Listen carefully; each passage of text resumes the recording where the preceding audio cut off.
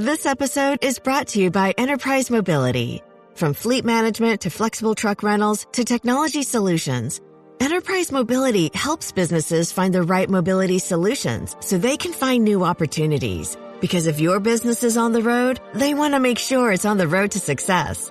Enterprise Mobility, moving you moves the world. Find your road at enterprisemobility.com.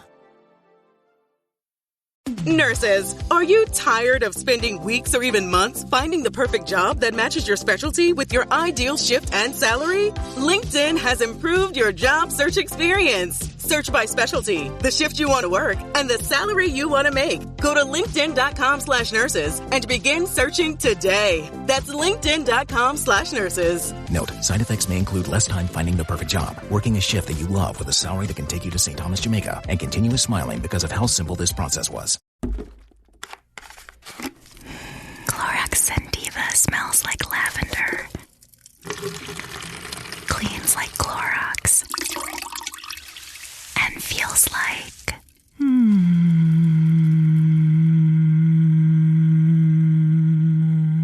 All right, that could go on for a while. Experience the long-lasting freshness of Clorox Scentiva. Available in Clorox Scentiva Lavender Scented Bleach. Use as directed.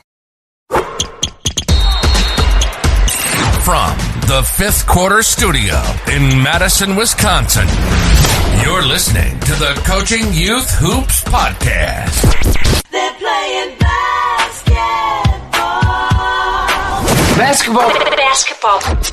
Here's our hosts, Steve Collins, and Bill Flitter.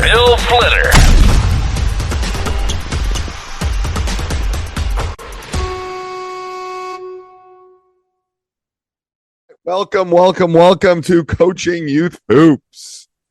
Before we get started, hey, how are you? Doing awesome. Before we get started, I'd like to give you a big shout out to our sponsors.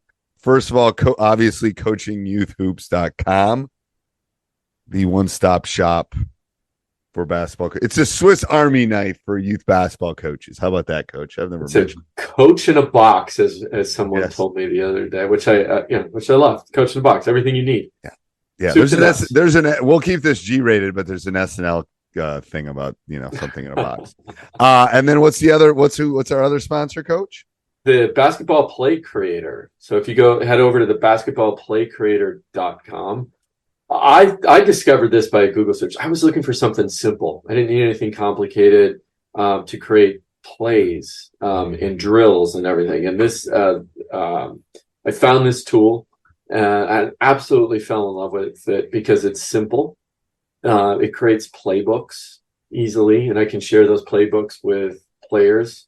It's everything you need. I've seen a lot of on our Facebook group, even of coaches, handwritten plays down. I'm like, go to the basketballplaycreator.com and just put it all in there.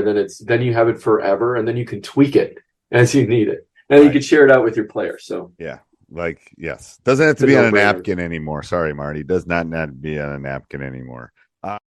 Hello, coaches, and welcome to another episode of Coaching Youth Hoops. I'm your host, Coach Bill Flitter. Before we dive into our guest speaker today, Joe C., I want you guys to head on over to coachingyouthhoops.com. It's basically your coach in the box. We provide everything you need to get your season started, practice plans, all the drills that you need, advice, special content in there as well that you don't hear on the podcast or see in our Facebook group. And speaking of Facebook group, if you are on Facebook, follow us there at Coaching Youth Hoops, as well. Just do a quick search. And I do want to do one more shout out.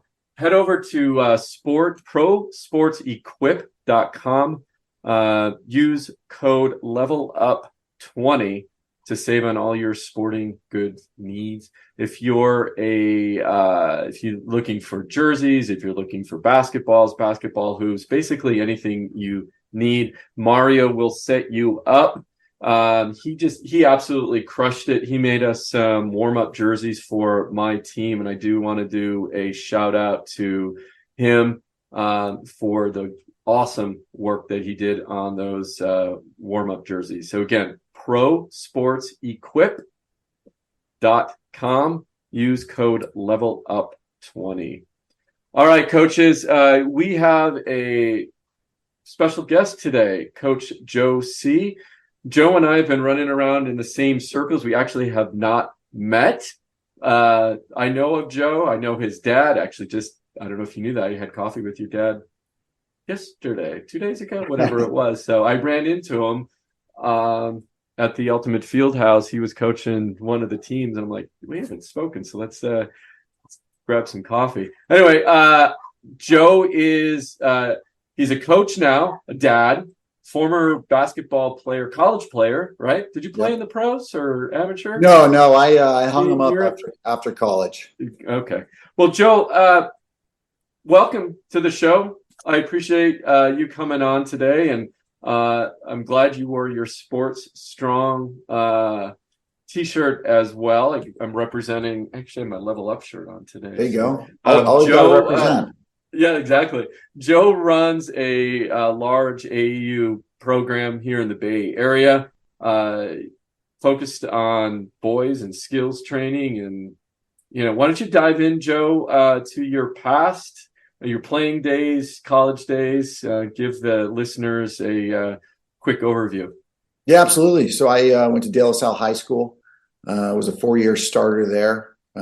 Coach Frank Alaco, it was his first year there. He had come over from Northgate.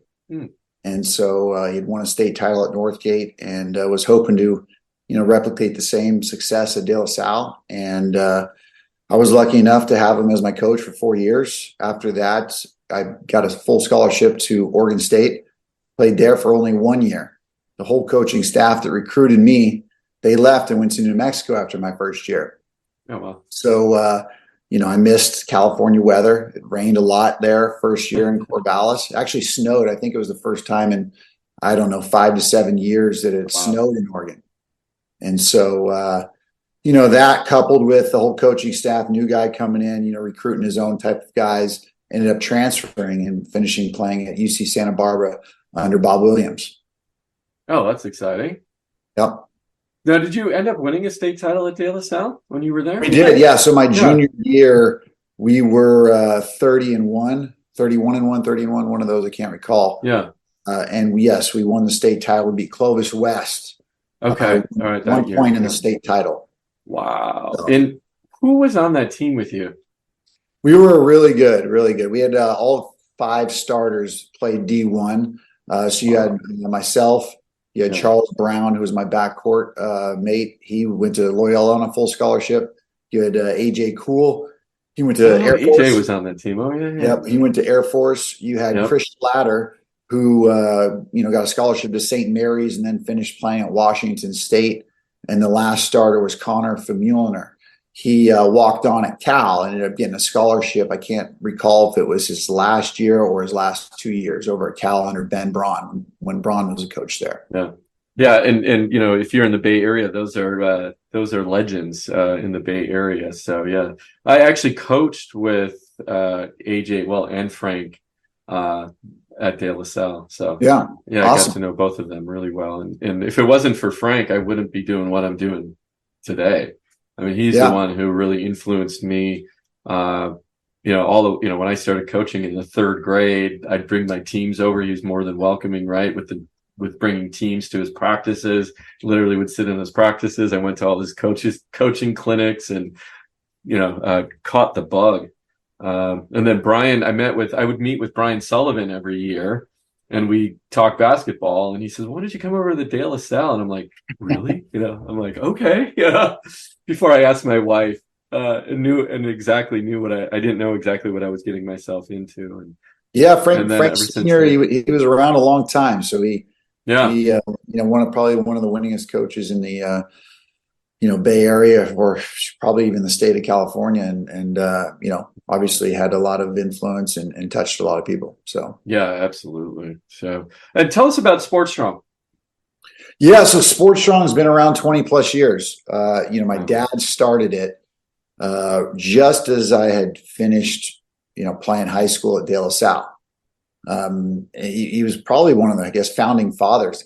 Maybe one of the godfathers AAU type basketball in the Bay Area. Yeah.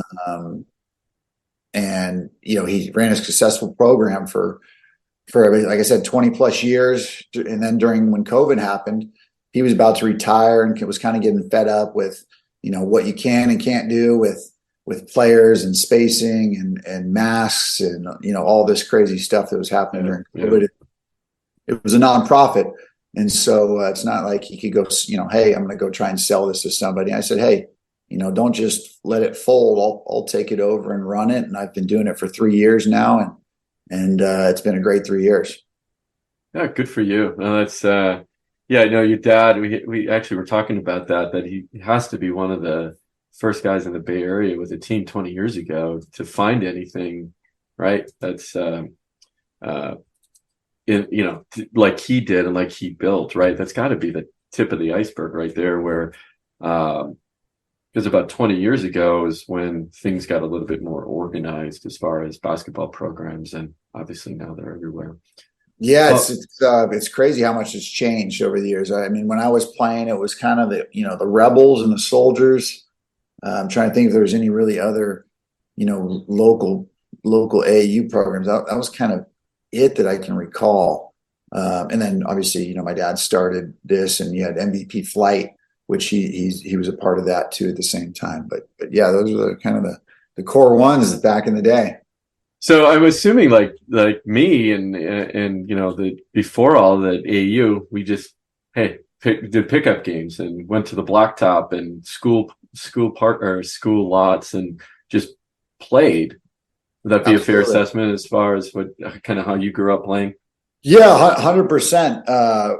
It would be, you do CYO basketball. Oh, right. Yeah. It's kind of the it, and that was the, late fall, early winter sport. And then once that was over, you'd go play baseball or the next sport. And, I really didn't play year round basketball until probably about 8th grade. And then obviously all through high school. Yeah. So basketball was your only sport in high school? I played tennis as well. I was a tennis player. Oh, perfect. Yeah. So, okay, let me get this straight just for all the coaches and parents that are listening. You had multiple sports up till 8th grade. Yeah. You played 2 sports in high school. Yep. And you still got a Division I scholarship. Is that right? I did. Yeah. So you don't have to specialize too early. Is that the? Times have changed with that, but I kind of did the tennis to maybe take a little bit of a break from basketball, so I didn't feel the burnout. You still play tennis? Yeah. No, I haven't played. I mean, I haven't played in several years. I actually during COVID got into pickleball. Oh, pickleball, of course. Yeah. So I'm a pickleball player now. There you go. So let's dive into AAU. So it definitely has changed the landscape. It's been under heat. There's positive sides, there's negative sides. Let's first dive into the main benefits you see for kids joining AAU. Yeah, I mean, there's several benefits of them joining AAU. The first, like I said, when I wasn't around, there wasn't a whole lot of AAU. The first is just all the better players seem to now be playing AAU versus, when I played it, you played the CYO at a young age, and that was kind of it. Or you'd have, maybe a rec city league. So you have the high level of competition because of all the good players that are playing that. And it basically just gives those all athletes the ability to play against the best competition around in the Bay Area or even nationally if you're part of a team that travels and does like a national type schedule. The exposure to college coaches, that's another thing that is huge for AAU. If you're looking to get a possible scholarship or even walk on into college, continue playing in college, AAU gives those athletes the opportunity to get noticed by them. You have the development of skills and the teamwork that AAU can provide for these young athletes. It's a little bit different than when you're playing for your high school team because you don't practice 5 days a week. You're probably in there 2-3 days a week at most for an hour and a half each time. But you can develop the skills and teamwork within the concept of that team. And then lastly, there's just there's personal growth that you can have with AAU. You know, how do you deal with adversity? You know, dealing with the pressure of games. You know, being a good teammate. All those things are the benefits that I see coming from the AAU world. And, so when you speak of AAU, I mean, again, I probably most of the coaches that are listening, but what does that mean to you? Like, what is when someone says, you know, they're joining an AAU team? What, sometimes they use that generically as they're just going to do tournaments, right? But what do you think are, I guess the question really is like, is all AAU the same, so to speak? No. Right? I mean, there's different levels of AAU, right? So even with my program, I've got what we consider AAU, but you know, it's more of a rec developmental type AAU club. Mm-hmm. And then I've got AAU where, hey, it's a little bit of those players that are going to spend more time, commit maybe year round to the sport. You know, and they're going to go travel around locally. Hey, you're going to play in a couple national possible tournaments, depending on, you know, the skill set and makeup of that particular tournament team. You know, for instance, I'm taking an 8th grade team to Las Vegas, playing in the Bigfoot hoops this coming weekend. Yeah. So let's dive into that. So I guess, you know, you have, you know, there's 4th grade teams traveling to Vegas and Chicago and, you know, some of the bigger tournaments from even just, you look at our area, Bay Area, right? That's where I kind of get hung up, where it's like, should 4th graders be traveling to Chicago, right? And at what age is really age appropriate, and kind of the negatives of AAU, right? Are we, you know, we play basketball. It's supposed to be fun and entertaining. And, you know, like we said, when we started this conversation, you and I would just get a bunch of buddies together, go play. Those kind of days are over, where people just, I don't see that happening as much anymore. So everything is structured. They have coaches, trainers, everything else. I mean, I can't tell you how many phone calls I get. I have you know, basically ends up being a 1st or 2nd grader, and, you know, they're really interested in basketball. My response is always, go out in the backyard and play with them. Yeah. Dribble a ball, play. You know, I know other trainers will take that business, but I'm just like, they're your kids. Go play. Just go play. So anyway, getting to the point of the question, which is, this episode is brought to you by Netflix. 3 couples, 4 vacations, a lot to unpack. Watch The 4 Seasons, a new series starring comedy favorites Tina Fey, Steve Carell, Will Forte, Coleman Domingo, and more in a hilarious and heartfelt love letter to long-term relationships. Based on the original Alan Alda film. Watch The 4 Seasons, streaming now only on Netflix.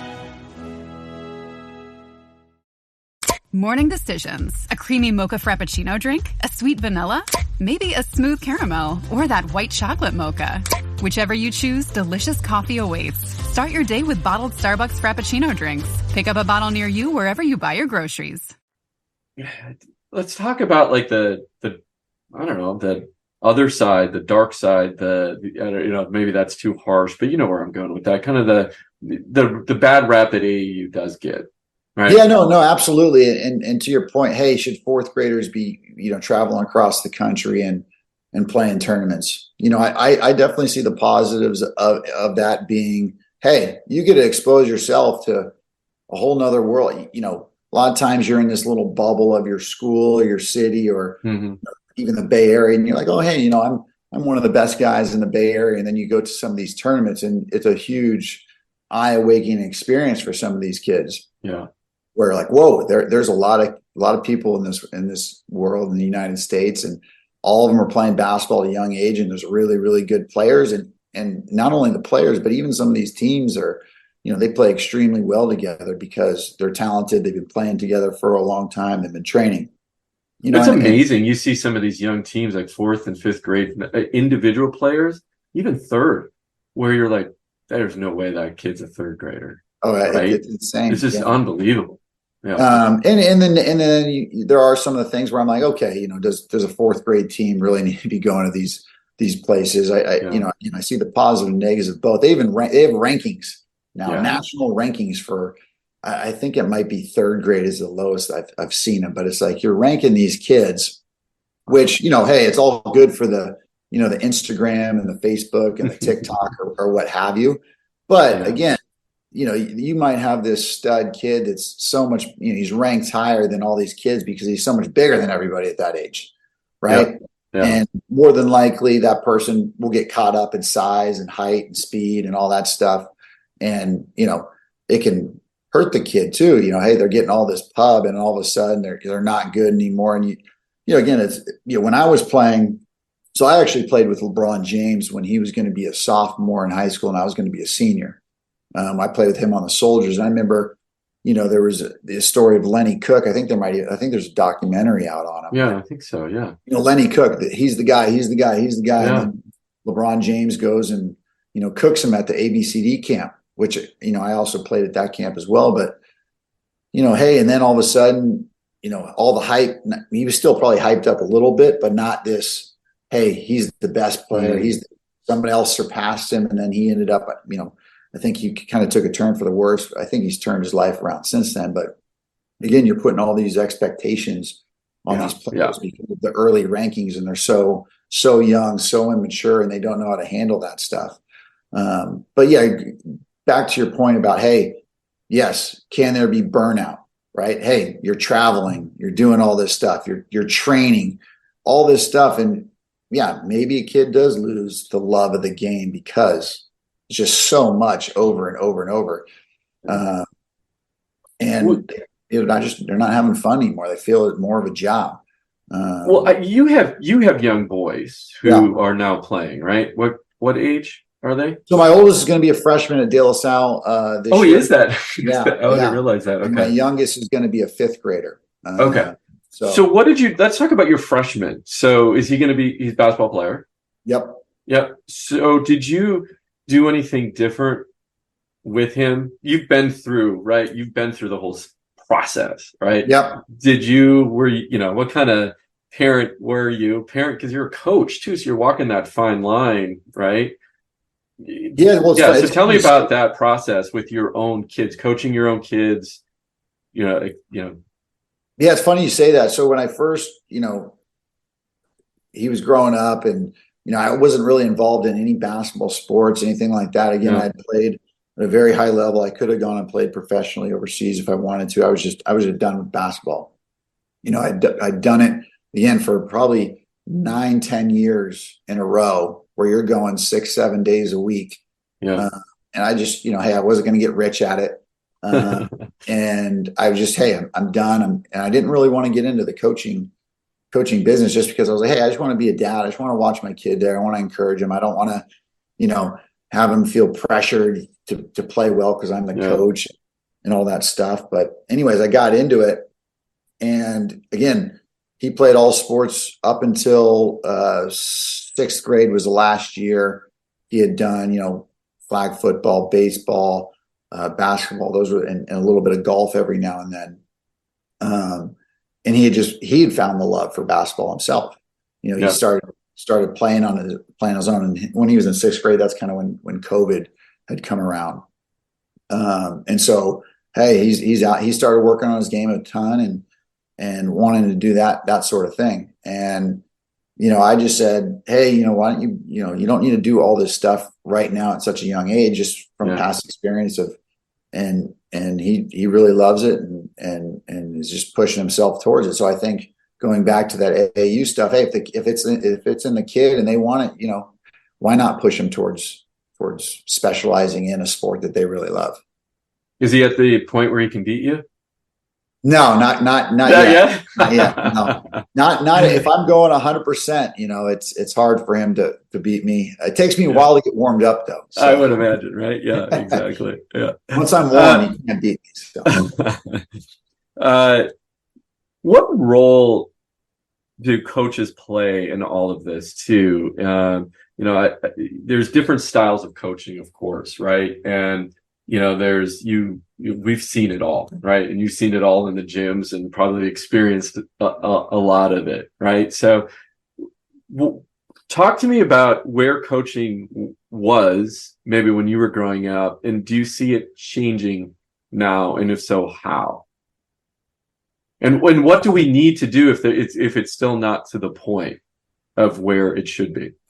Yeah, no, I think when you come across the good coaches, there's not a whole lot of difference between now and when I was playing. Well, what's a good coach? What is define that? What do you see as a good coach? Yeah, great question. So I believe a great coach is someone that's going to provide positive instruction and feedback to those players.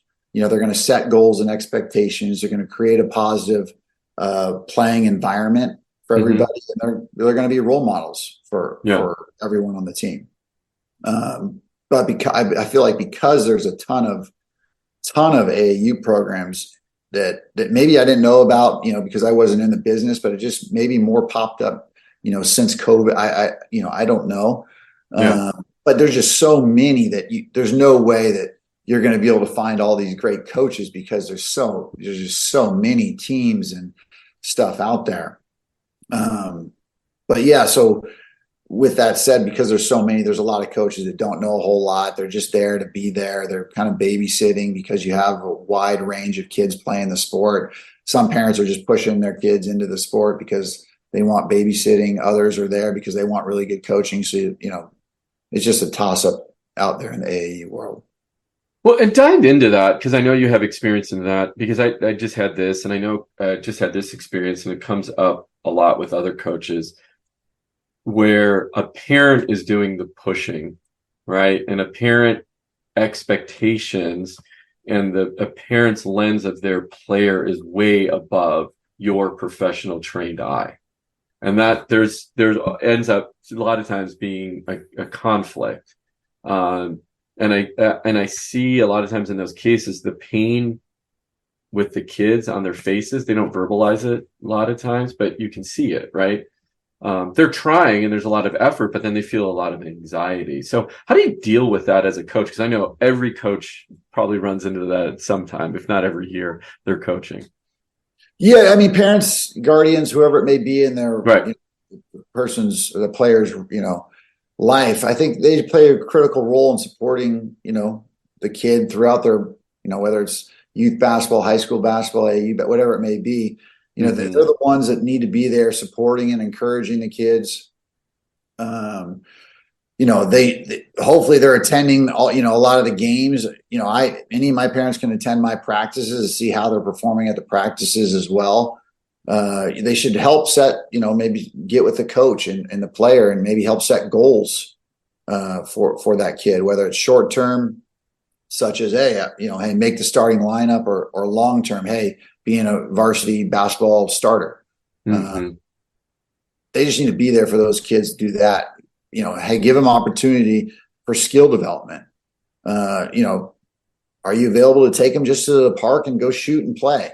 Or, hey, can you afford to enroll them in a basketball camp? The parents just need to help with all that stuff. Teach them the importance of being a good sport.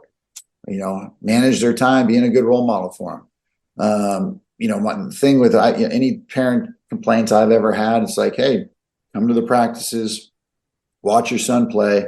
I'm not picking on him for any particular reason. This is what I'm seeing. This is what he needs to do better. And just having that open line of communication between both parent and player. Yeah. Yeah. And I think that's really important too, is that definitely that communication. It's not like, these programs are inexpensive, right? So along with that, cost is an expectation a lot of times, right? And the good parents, they get it, right? They know where their son or daughter is at, right? And, they do it because their athlete loves the game. And where the conflict comes in though is when the expectations of the player or the parents or the guardians are higher than where the player is at. So, you mentioned, hey, communicate with the parents, work with the parents, but as a coach, trying to help that individual, right? I always think maybe this gets into the question of the mental side of the game, right? How do you, as a coach, how can you help kids on the mental side of the game? And let's take two instances, just in general, but then also that specific player where you see, hey, they're putting in the effort, and the parents are yelling in the stands, you should have made that layup, right? And then, they're sulking on the way back and nervous, so they're just passing the ball, and the parent, why are you passing the ball? You had a wide open shot, right? And I had someone come to me the other day who was just hanging around me after the game, and I thought she wanted to talk to me. And then she said, and I said, oh, did you want something? She goes, no, I'm just delaying because I don't want to get in the car. Oh, geez. Right. So, how do we deal with that situation from a coach's perspective? What tips do you have for other coaches? Yeah, I mean, example I can give of that, I mean, just with my own son, right? I feel like even when I play, you feel like every shot's supposed to go in, right? And you look at the greatest shooter in the world, Steph Curry. What percent does he make? 40, 44, 45% of the shots, exactly, right? Yeah. And he's the greatest ever to ever do it. And the one thing that I always preach with my son, that I also do with the players too, is like, I don't care if you make your shot or not. Obviously, yes, I want the ball to go in. It feels better when the ball is going in. Right. Yeah. As long as you are playing your best and hardest and playing for and with your teammates, that's all that matters. You're going to get better as long as you're doing those things. If you're going in and you're going in the gym and you're putting the work in the shots, your shot's eventually going to go in. Okay. Mm-hmm. Don't let that stuff affect the rest of your game, because your game, how you're acting on the court, that's going to rub off on the rest of your team. Right. Yeah. Yeah. And it also depends kind of the level of that player. My son's always been kind of more the leader, one of the better players on each of the teams that he's played on. And when you're that person and you're showing those things on the court, it affects everybody. So going back to that with, hey, that parent, you got to pull that kid to the side and go, look, Johnny or Joe or whatever, hey, you're going to miss it. Things are going to happen. You're going to make mistakes. Yeah. Hey, go make up for it on the defensive end, right? Go make a play. Try hard. Continue to be a good teammate, right? And then hey, if you need to have that conversation with that person's parent because they're over, out of bounds or whatever, then you have that as a coach. Yeah, one of the things I learned the other day, I had Graham Beckert from the Sacramento Kings. He's their skills trainer, and I interviewed him. And what he teaches players is, he calls it just next play speed, right? Next play. So we used to say next play, but then he added the speed part of it, and I really liked that because it's like, okay, get there quickly. Like, this play's done, you can't change it. You missed a shot.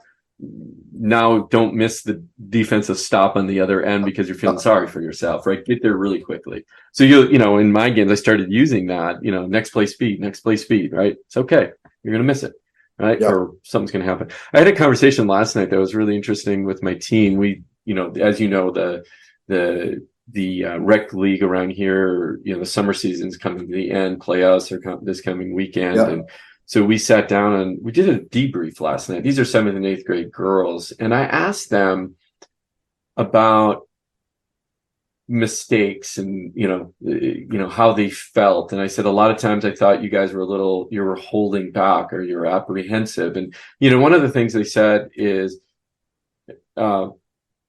they were, if they did a mistake, they didn't want to feel embarrassed.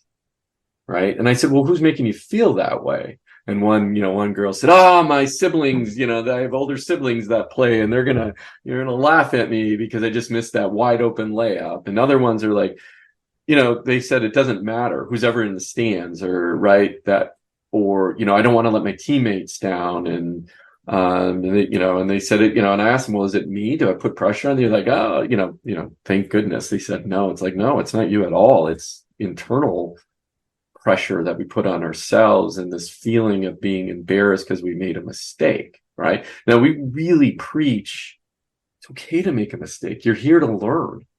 You're going to make a mistake, right? I don't expect to be perfect. So how do you help as a coach? How do how do you help your players deal with mistakes in game? Because it's got to be quick, right? And then just as you know, your practice at your practices. What were some tips maybe you have there?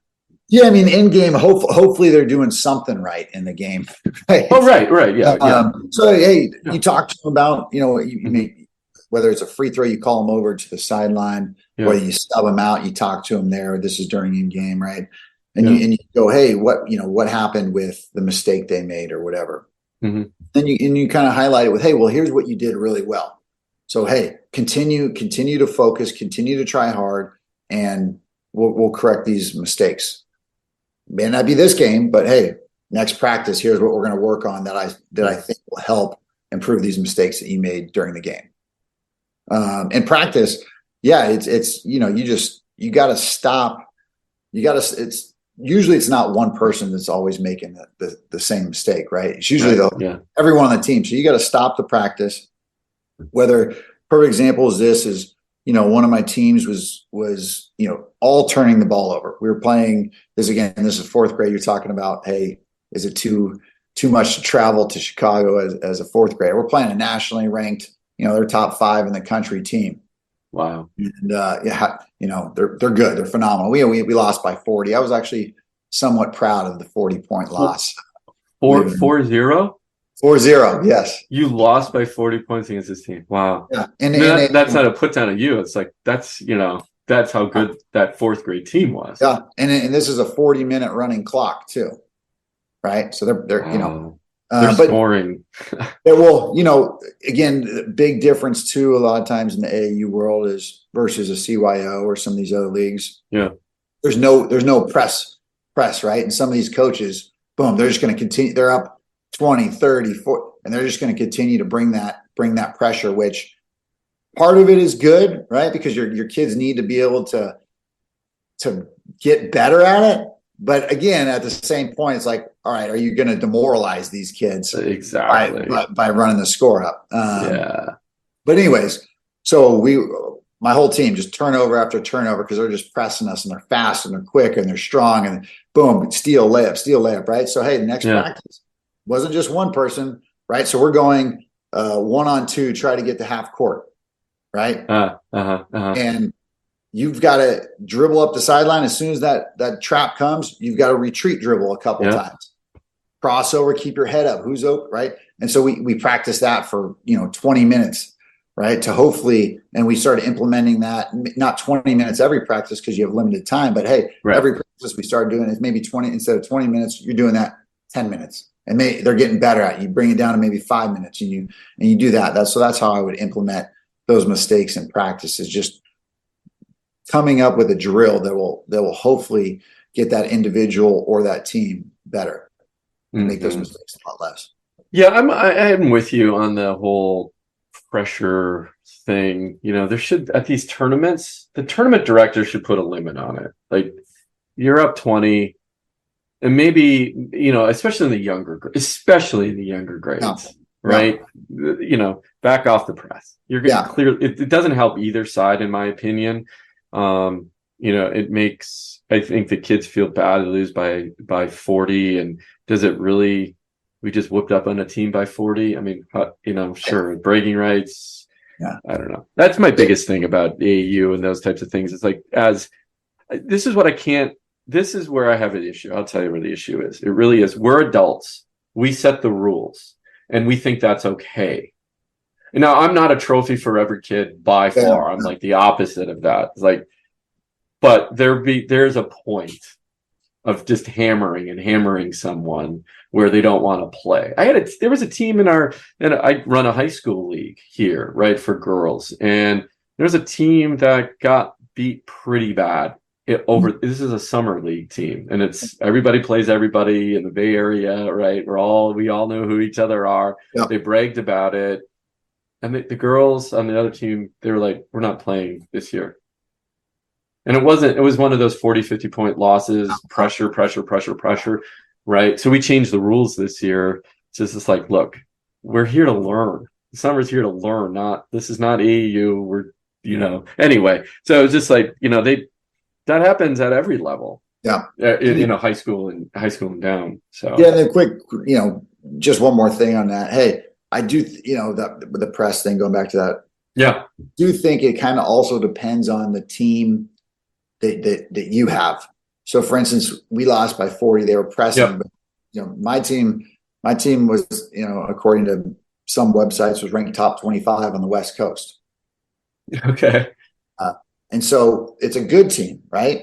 Yeah. Where they're mostly kind of year-round, almost basketball players at a very young age, and they're pretty good, right? So I like to see it, number one, because hey, those guys, hey, you want to be good at basketball? Hey, this is good basketball right here. Yeah. If you want to, you think you're good, but this is good. Puffing their chest at ranked number 25, right? And they're like you said earlier, it's like, okay, there's 1 through 5, right? Yeah. But again, and then if you have a team that's more of like a seasonal type player or whatever, and a team's, and they're not very, it's just like that. That's no fun at all. But hey, as a coach, you're trying to figure out, okay, who do I need to put where to not have this atrocity and all these turnovers in the backcourt, and you're trying to pump your team. You still got to stay motivated and pump your team. Right. That's all I had left on that. Well, it's a good life lesson too, right? As we should be teaching, right? Yep. And Frank Alaco Sr. was really good about the correlation between life and basketball, right? He was a master at drawing those correlations, and I think that sports can help produce leaders, how to come out of adversity, how to work with a team, etc. So, again, losing by 40, you think you're really good, and it's like, no, somebody's a little bit better than you, right? Yeah. So get back in the lab, right? Let's talk about. I have a couple questions, very specific questions. There's always a lot of questions on our Facebook group about the best offense, the how to beat a zone. As you can imagine, right? There's numerous kinds of offenses, multiple ways to beat a zone, multiple zones to run, multiple press breaks, multiple presses. It's always what's the best. How would you just generally address those questions? You have several teams, you have an organization. What's your philosophy and thinking on the best to run at? Maybe it's different for age group, but I'm just wondering, generally, what's your feedback on that? Yeah. All right, coach, interrupt you and be in your ear, but make sure you go over. Remember, prices are going up very quickly before the end of the month, and you're going to want to make sure you join Coaching Youth Hoops right now before prices almost double. And what else, Coach? Hey, September 13th, we are launching the Coaching Youth Hoops Masterclass. So go sign up over at Coaching Youth Hoops, masterclass.com.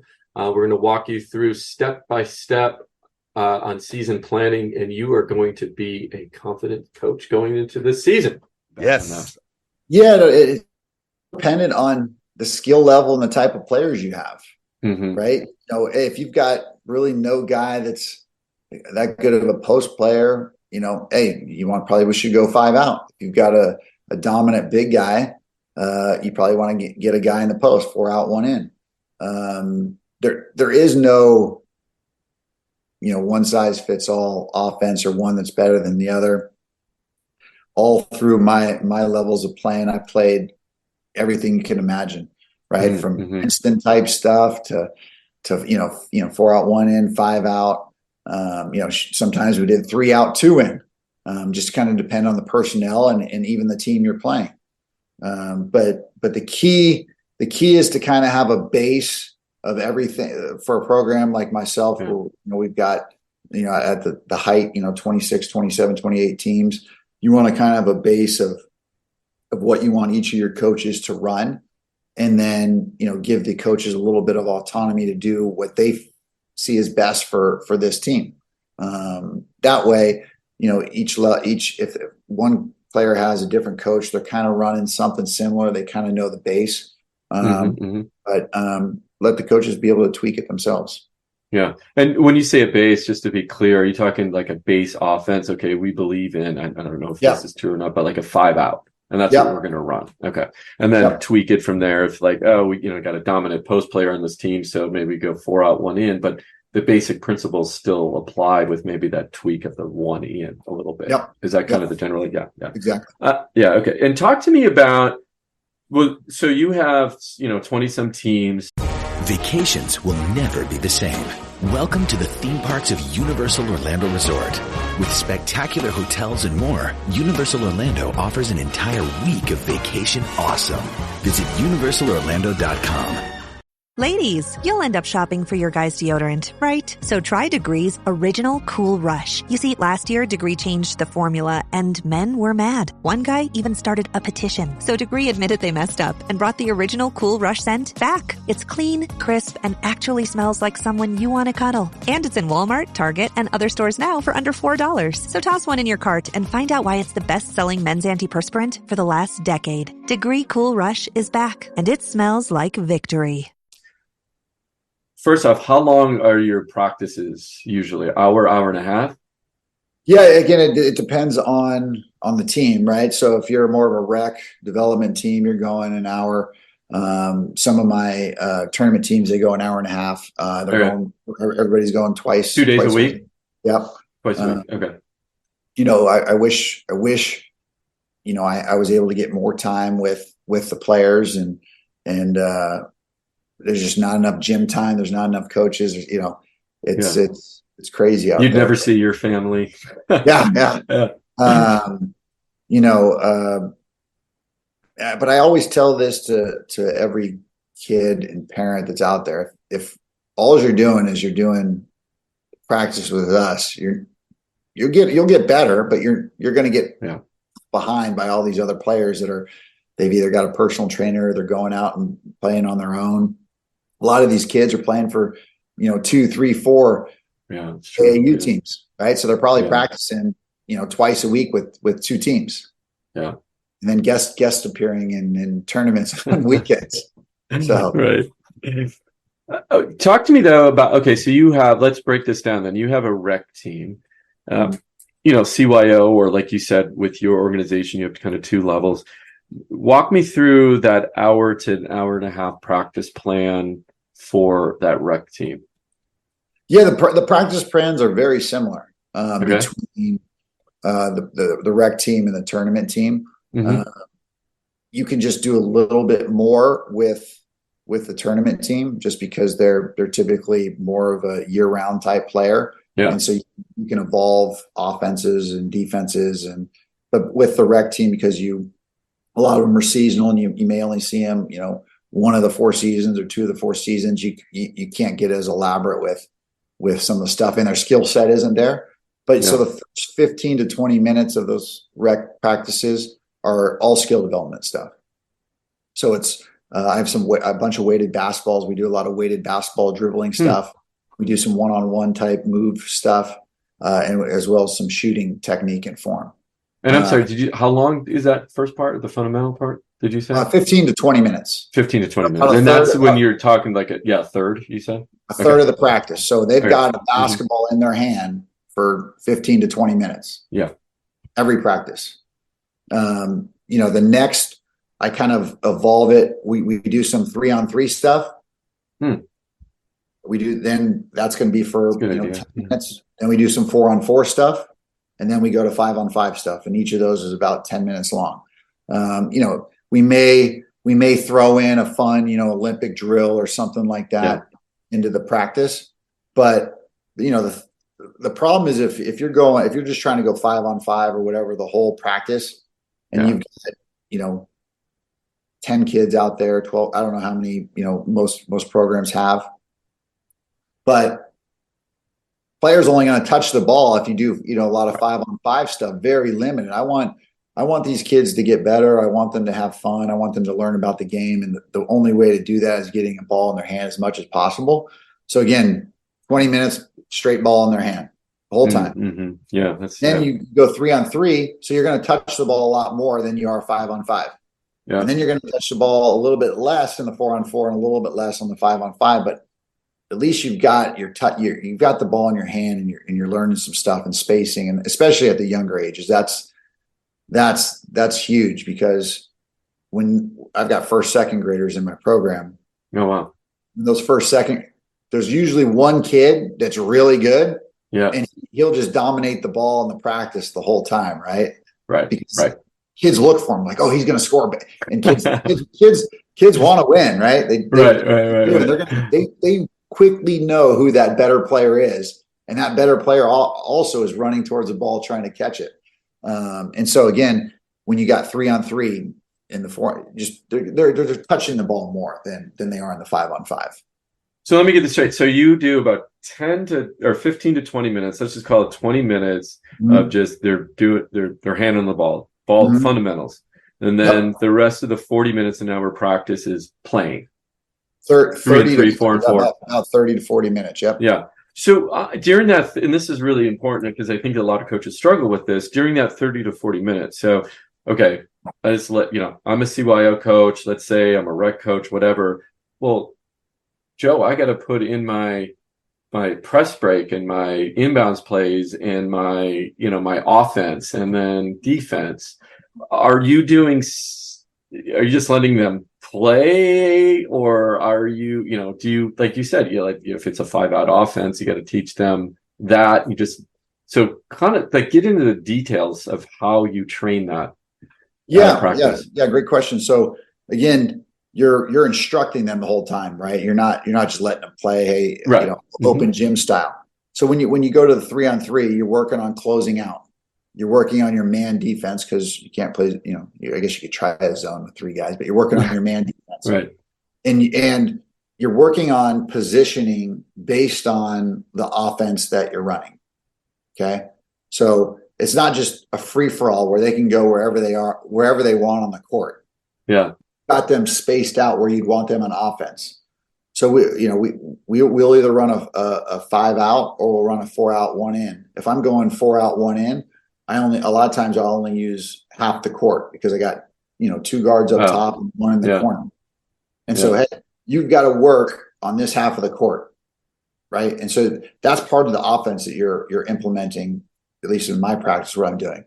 Then when I go 4-on-4, I've got everything but the post guy, but you're still in your offensive formation minus the post guy.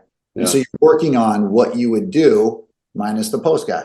And then when you add the 5-on-5 post guy, now you're running your offense what you would, but everything is building up to that 5-on-5 on the offensive end. Okay. Now on the defensive end, most of my practice is spent man-to-man. All these are man-to-man, and you're teaching the fundamentals, whether it's 3-on-3, 4-on-4. It's all the same. Help side, pressure the ball. Hey, deny the guy the ball when he's picked up his dribble. All that sort of stuff. Yeah. Okay. And there is, I would say 5 to 10 minutes or so where you're going to work on an out of bounds play. But once everybody knows that out of bounds play, this is the beginning of the season, you're putting that in. You put 1 or 2 in at most, especially for the rec kids, right? At the younger age, you're only putting in 1 out of bounds play. They can only, my first and second grade, even if you put 1 in and you spent, an hour on it every practice, someone's bound to mess up in the game. Exactly. But so that's kind of what a practice would look like. And then you're going to spend the 5 to 10 minutes. Yes. Depending again, the rec developmental teams, most of those kids aren't pressing. Most teams aren't pressing in the rec developmental leagues, just because again, it's more rec. And if you're really good, most of those really good kids are playing tournament. You're going to have a couple teams that do it, and a couple of my teams for sure press, and in that extra 5 to 10 minutes, you work on that sort of stuff. Yeah. And then what about, again, getting into these nuances of a zone offense, right? So somebody's running zone against you, right? You're practicing your man-to-man and how to play against man-to-man. Then someone, throws a wrench in there and they're running a 2-3 zone. Yep. Right. What about all of those kind of just nuances, a zone inbound, right? Zone defense on the inbound play, right? Yeah. Sometimes that doesn't matter if you have man-to-man, because, you still can run your man-to-man play against that, or a zone, which most of them are press, right? A 1-2-2, 2-2-1, whatever it might be. Yep. Yeah. No. Again, A lot of zone, especially on the defensive zone and man, when you're on the defensive side of the ball, have very similar, like they're very similar. You could play a man to man, and it's just a matchup zone in an essence, right? They have the same fundamentals. Hey, if the ball's in your area, you're guarding the ball. If it's not, you're jumping to help side. You're covering your teammates' weak area. And so the zone offense, we put it in very quickly. It's very simple. And you have to have just something to combat the teams that run zone. And so, we implement all that throughout the practices. You play a lot, whether it's my rec teams playing in league or you're playing in a tournament, you run into the same teams, and you can kind of that week go, hey, all right, I know I'm playing XYZ. They're going to run a 2-3 zone on us. Let's just review our 2-3 zone for 10, 15 minutes, right? Instead of maybe going 5-on-5 man, you go, hey, we're going to spend that time working against a 2-3 zone because we know this team is going to be playing that against us. Yeah, no, that makes a lot of sense. Because those detailed questions always come up in the Facebook group. And the practice plan is, you want to get as much done, as much fundamentals as you can in those practices. So I appreciate you taking the time diving into that. The other big question, and I think I already know your answer, but I'm going to ask it anyway, that always comes up is, I hate zone, and zone should be, out of the game, in the youth level. Or why? There's always two counters to that. Where do you fall in the zone at the youth level? Should we do it? Should we have it? Should we keep it? Should it be gone? What's your initial thoughts on that?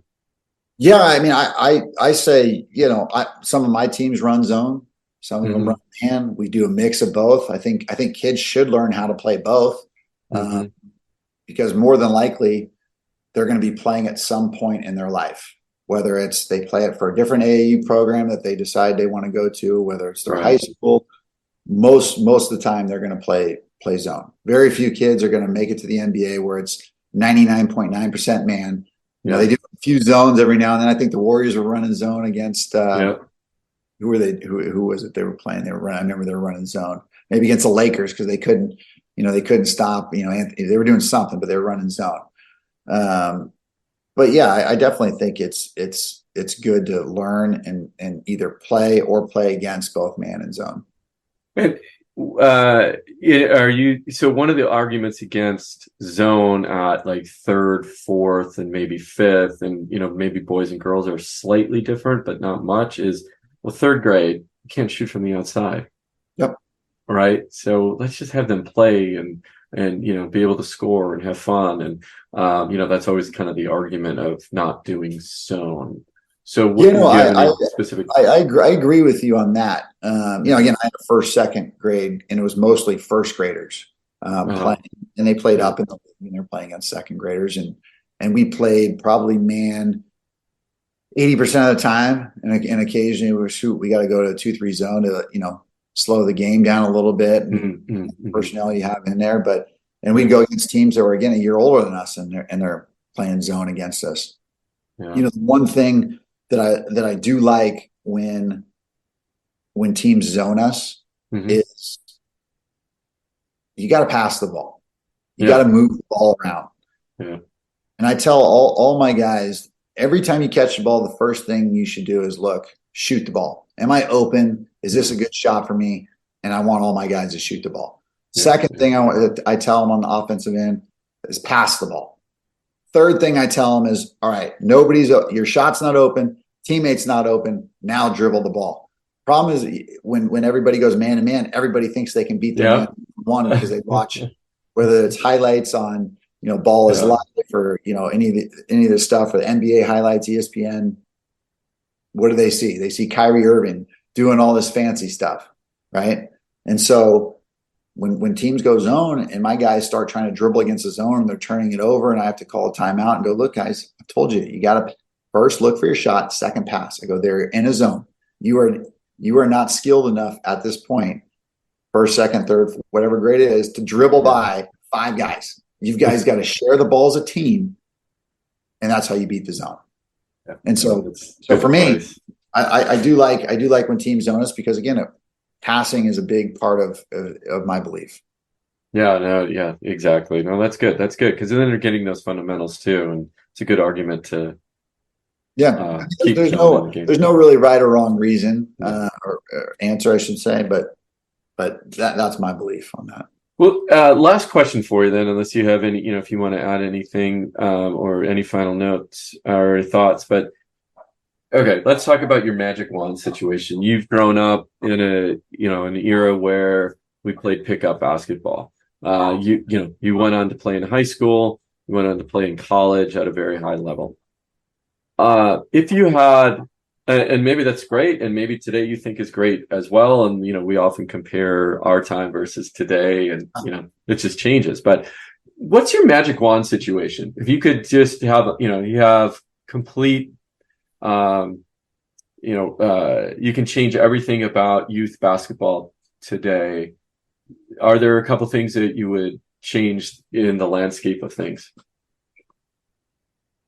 Parents of tweens, if you're familiar with far-off drop-offs... Dad, stop, right here. Or get DMs about what's for dinner, you may be experiencing tween milestones. For your son or daughter, these can start at age 9. HPV vaccination, a type of cancer prevention against certain HPV-related cancers, can start then too. For most, HPV clears on its own. But for those who don't clear the virus, it can cause certain cancers later in life. Embrace this phase. Help protect them in the next. Ask their doctor today about HPV vaccination. Brought to you by Merck.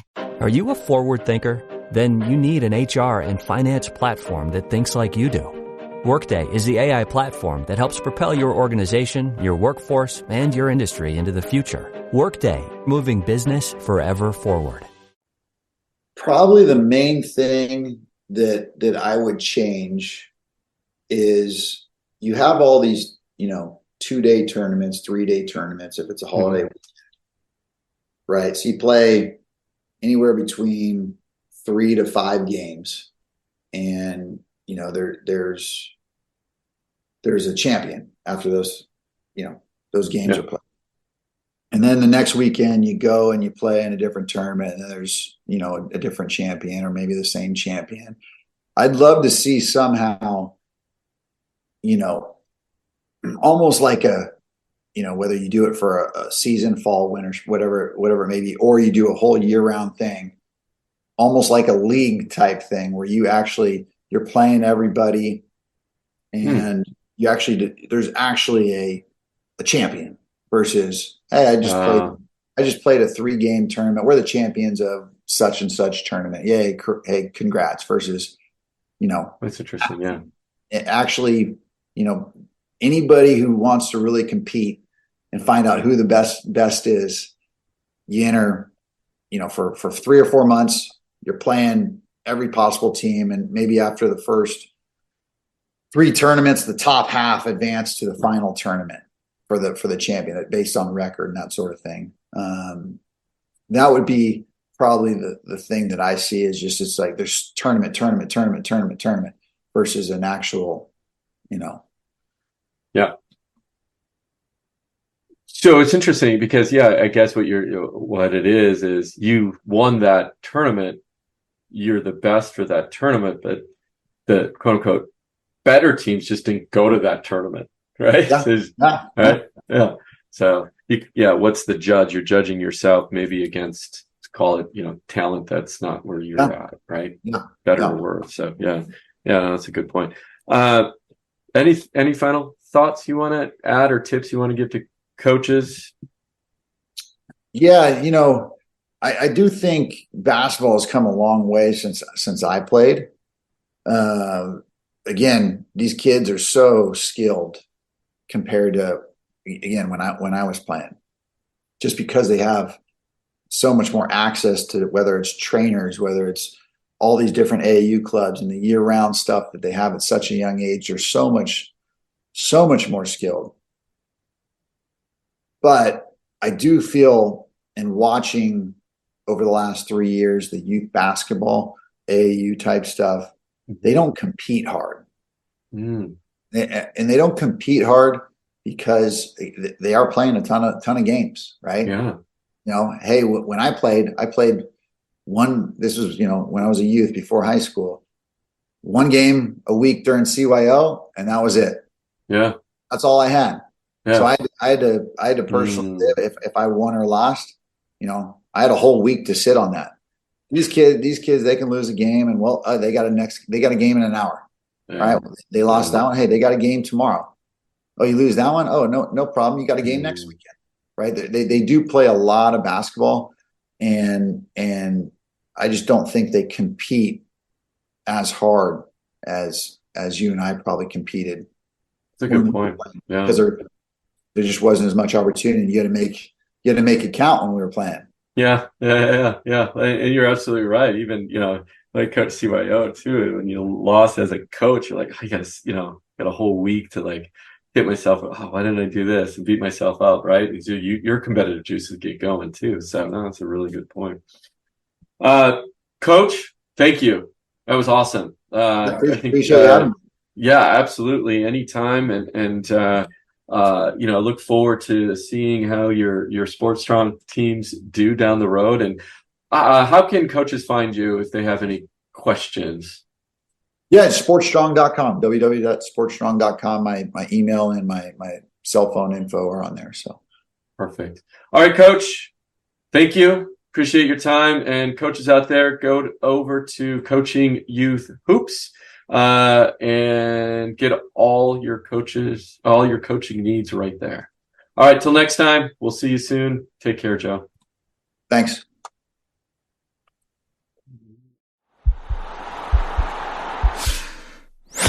This podcast is part of the Sports Social Podcast Network.